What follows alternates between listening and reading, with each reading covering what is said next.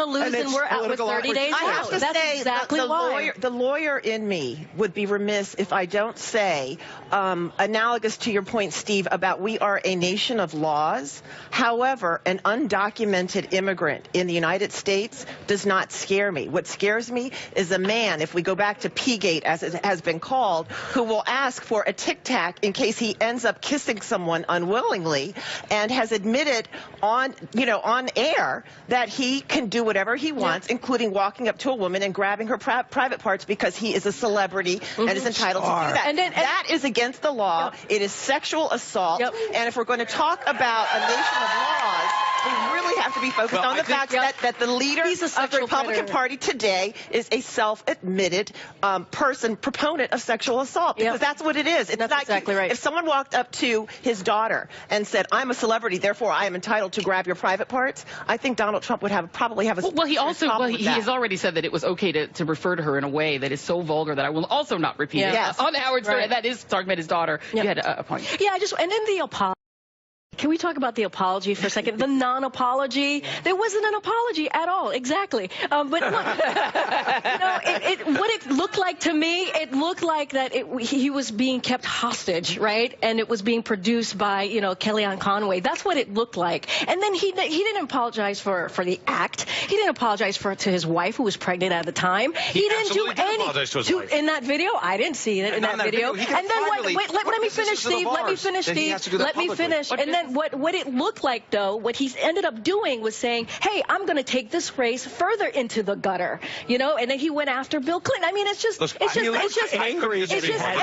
He totally did. The apology was unreserved and it was unmitigated, and I think it was the right thing to do. He had to do it at that point. But speaking of apologies, I'm still waiting for Hillary Clinton to apologize to the Benghazi families for lying to them feet away from the we have the Benghazi. And we pivot to Hillary Clinton. There's dead Americans. And we have the Benghazi. No, we're not. No, definitely not. I don't roll my eyes. I just think about every woman who still believes that a vote for Donald Trump means that when they go into the workplace, if he is elected, and the day after his inauguration, they go into the workplace and somebody decides that they're going to grope them and sexually harass them, if they actually believe that a Donald Trump EEOC is actually going to pursue a sex discrimination claim against them. Yeah, and I think that the policy question, and let's stay on this topic, okay? I know that I understand the talking point pivot. I get it. I've worked in campaigns. But I want you to stay on topic for me, Steve. Sure. The point that I think Michelle made that is salient is that the President of the United States is the leader of the executive branch, meaning he has control of the Justice Department. He has control of appointing the head of the EEOC. He has control of things like the FBI. This is a person who has demonstrated a lack of respect for the courts in terms of what he said about Judge Curiel.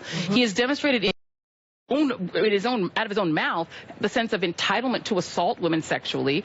What in Donald Trump's history, in anything he said or done, makes you believe that he would appoint a judiciary and heads of those agencies that would respect the rights of women and people of color? When it comes to being president, I think that what Americans most want and need right now, there's such angst and anxiety out there in the country, is economic growth. And what he has answer done, my question, though. Well, I'm saying, why is he qualified, you're saying, to take the helm of the federal government? What makes you think that he would appoint people to those agencies, to the point that Michelle just made, that would be fair and respect the rights of women and of people of color?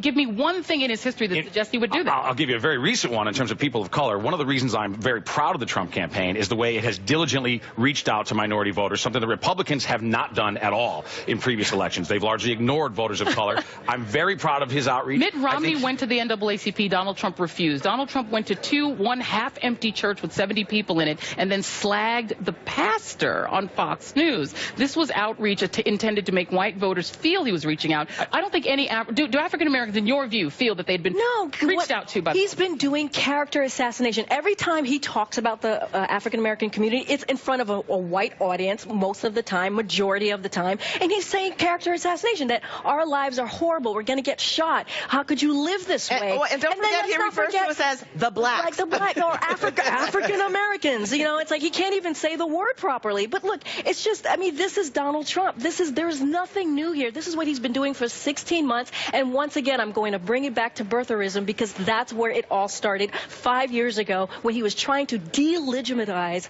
the first black president. And he continues to do that. He still hasn't apologized for it. He just says, oh, yeah, you know what? Yep, he was born here. But hasn't apologized. Look, when it comes to him describing, and he takes a lot of heat for this that I frankly don't understand. When it comes to him describing the economic plight and the crime situation in minority communities, he is 100% right, and nobody agrees with that. No, he's not. I live in the black community. Numbers he's using are wrong. I live in the black community. For example, it is I live in the black any community. crime For in my example, neighborhood. I'm a minority, and I am not aware of my life. No, it's not. One voice. Are not a monolithic group. Hispanics have 1/10 the household wealth of white America. That's not the same thing as describing a hellscape that's filled with crime and death. Let's let DJ get economics and crime, both. 1/3 of minority children live in poverty. That is a tragedy in this country, and I believe it's largely because of very bad policy. It certainly isn't because Hispanics aren't working hard that they don't have higher household wealth. It's because of really, really bad policy. It's because